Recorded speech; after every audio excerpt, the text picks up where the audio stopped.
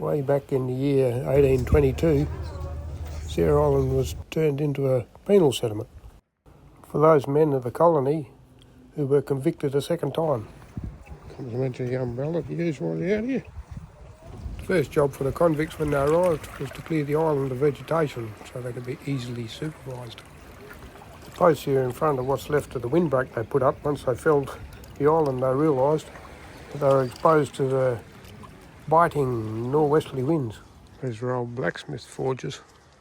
Those fences were about 3 to 10 metres high. Coastal people. But I came to Macquarie Harbour here to plant flags for now. We believe this island may have been a women's place, but we can't prove it. The Sarah Island is better known as a convict settlement. It's from 1822 to 1833 for secondary offenders. So if you were transported from Britain to Sydney or Hobart and did not behave yourself. This was the large finishing dock where hue and pine was dressed for shipment or shipbuilding.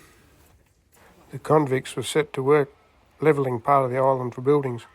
And down here logs were laid side by side and backfilled with rubble and rocks from elsewhere to reclaim part of the sea, and a shipyard was built here.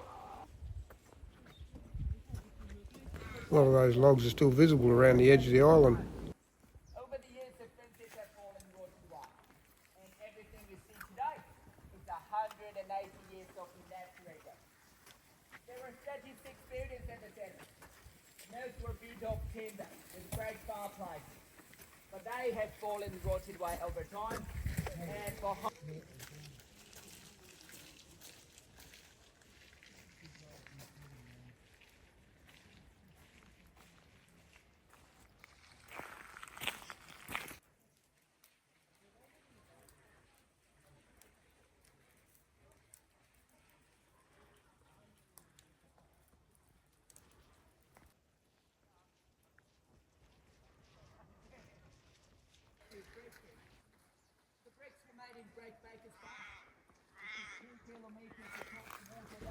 This is a solitary confinement jail where some of the convicts were kept in grave-size, windowless cells and endured silence and darkness for up to 14 days on a ration of bread and water. A couple of the convicts, one a tanner, the other a shoemaker by trade, used to tan hides here. They removed all the hair and flesh off the hides by soaking them in a solution of urine and salt. They were then softened by pounding and kneading with animal dung, sometimes human dung. Amazingly, this all took place beside the bakehouse. At the rear of the bakehouse was a large wood-fired brick oven where they baked loaves of bread. There was a loft above this oven where they used to dry timber for shipbuilding. The daily ration for a convict was 1.5 pints of silky, which was pudding of flour, water and salt, 1 pound of bread. Vegetables were only given as a reward for good behaviour or school work.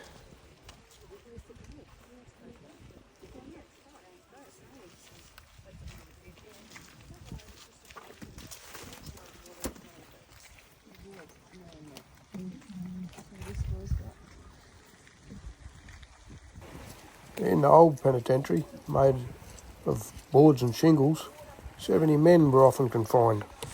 It was that crowded the poor buggers were scarcely able to lay down on their sides. To lay on their backs was out of the question. The new 3-storey one was like a palace compared to the old one.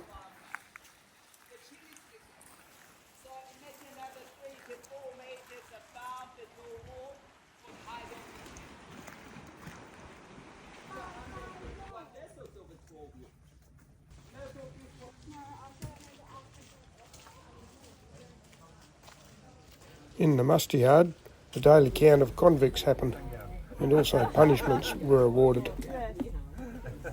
Down here on the reclaimed land is the remains of wharves, docks and boat slips, one of Australia's first shipbuilding yards.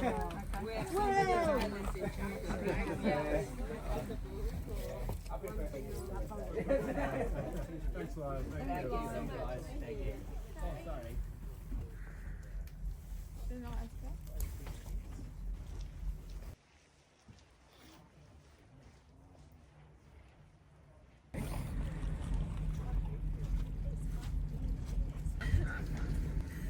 you.